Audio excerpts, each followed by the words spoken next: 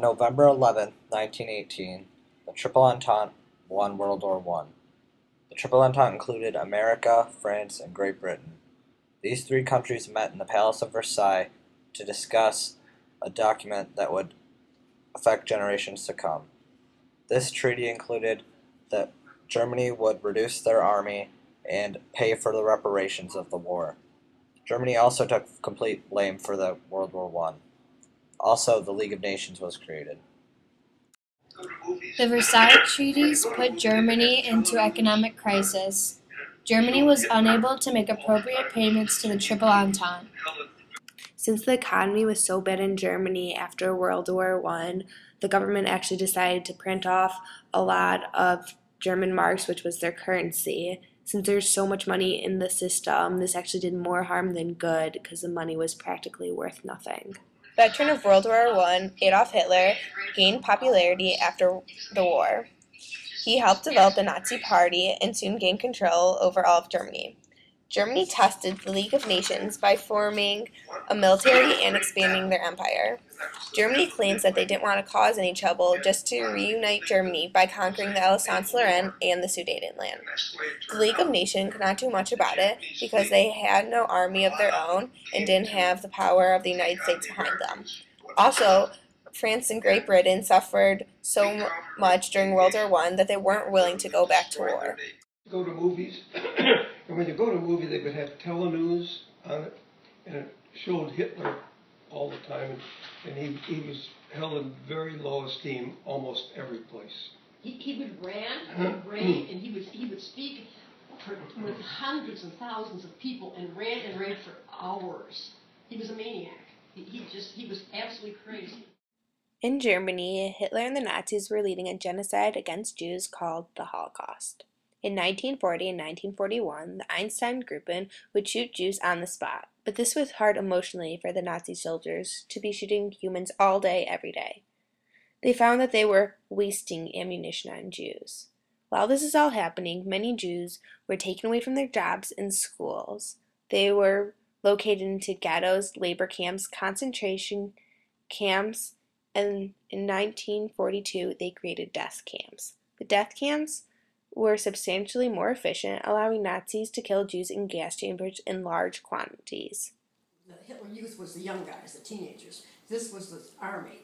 And what they did was go into these villages, and they would gather up all the Jews and get them into ghettos, get them all in places, and that's when they started killing them one at a time if they tried to get away.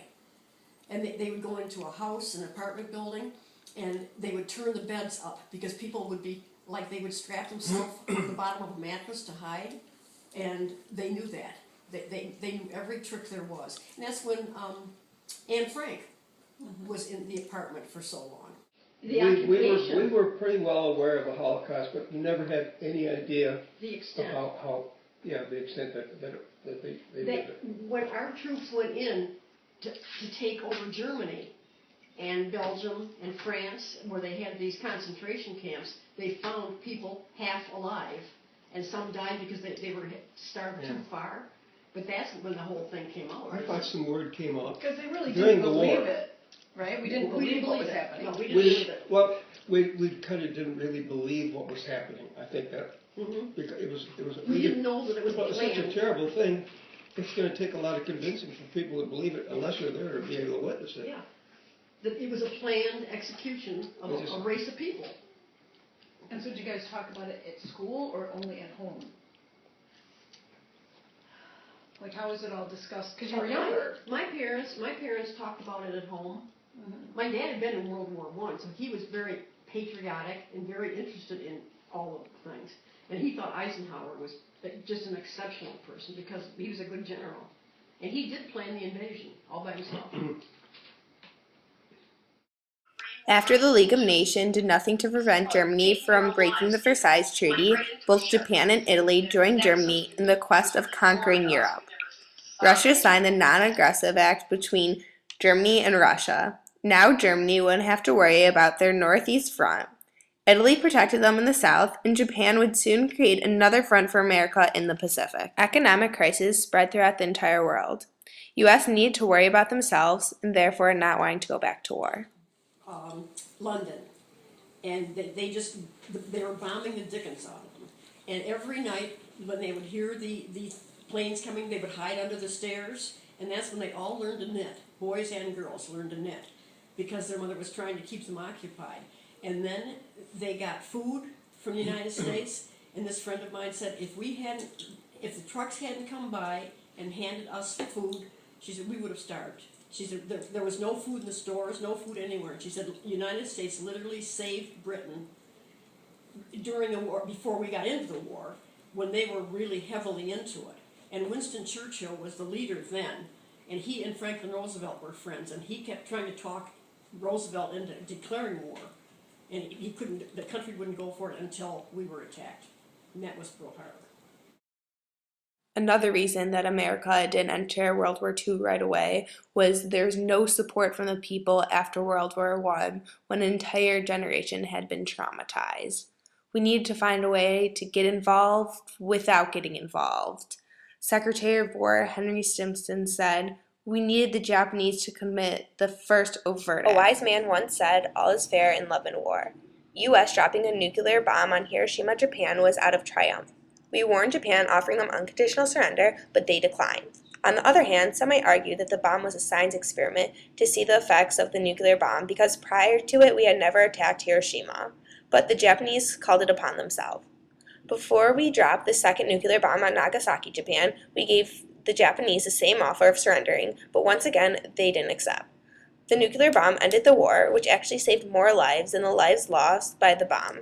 Also, troops got to go home, and most importantly, the war was over. On December 7, 1941, the Japanese Empire attacked the naval base of Pearl Harbor in Hawaii.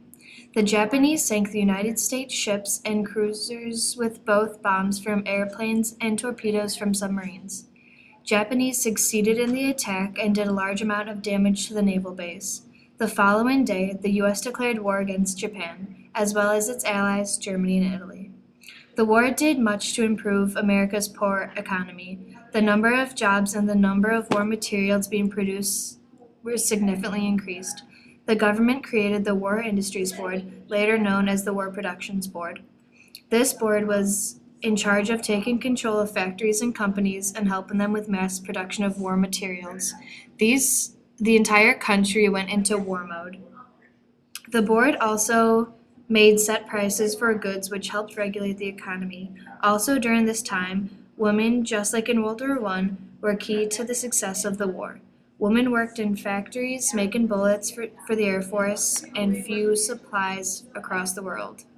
Roosevelt turned around and saw to it that we produced something like 2,000 planes a month. But who was Billy And Mitchell? Billy Mitchell was a general in the First World War, and he's the one that came out and said that wars aren't going to be fought on the ground anymore. They're going to be fought in the air, not Navy or troops.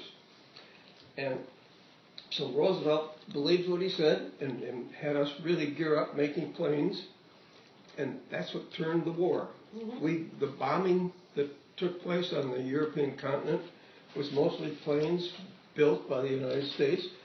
And in the Pacific, the Japanese, after they bombed Pearl Harbor, they probably had the best naval fleet other than Germany at the time.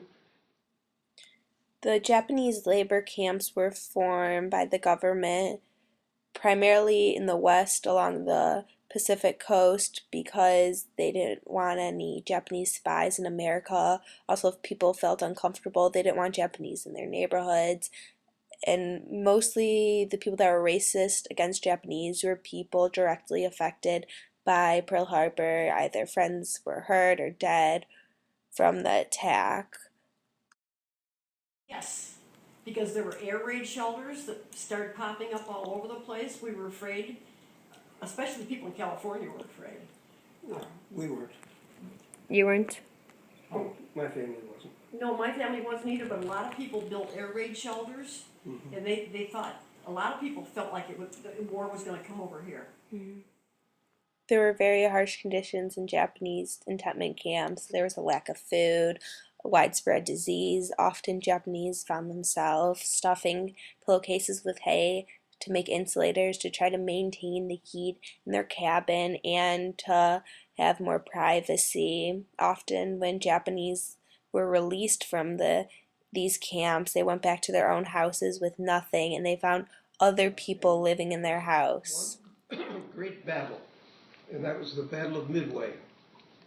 And a lot of people think that it was a naval war, and that's the way it turned out. You know, the Japanese fleet, or a lot of them, came to take on the Americans, what was left, and we countered with aviation and literally destroyed their navy.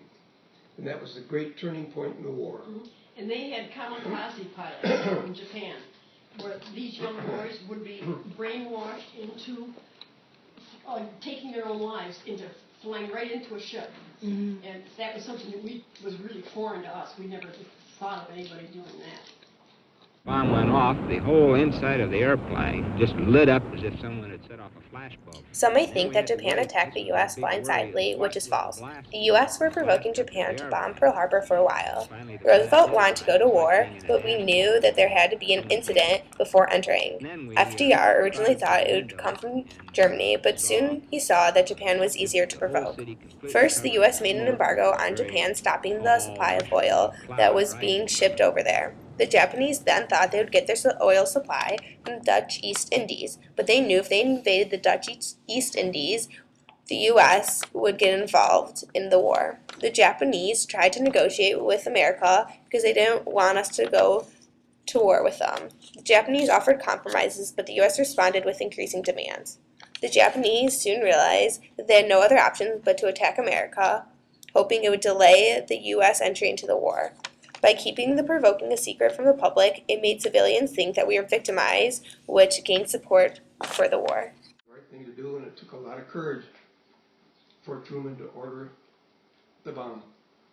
It saved a lot of Japanese lives. If we'd had to invade the Japanese islands. That's what Candy said. Candy? Candy, my Japanese neighbor. I said, "Do you hate us for dropping the bomb?" And she said, "Oh my Lord, no." She said it had to, something drastic, because the Japanese were not going to give up until something drastic happened. And but the first one was Hiroshima, and they weren't going to give up yet. So then we dropped another one on Nagasaki, and then they knew that we could destroy the whole country. Then that's when the what do they call the top of the Japanese? The prime minister, not the prime minister, but the head. Tojo was the head of the country then. And he knew then that they couldn't do anything. And she was over there then. She was in a march from one city to another, and all she had was a file, nail file, her personal possessions. That's all she had. Why a nail file? That's all she had. That's all she grabbed. She had it in her pocket or something, and she had to leave right when she did, because the invaders. And her mother dressed her like a boy because she didn't know what the Americans were going to be like, because the invading army through history has been very brutal to people. Like they were in China. Japanese were brutal in China. The Japanese soldiers were trained to be brutal. They had courses on how to be brutal, literally courses, and that had to be turned around. It took years to turn that around.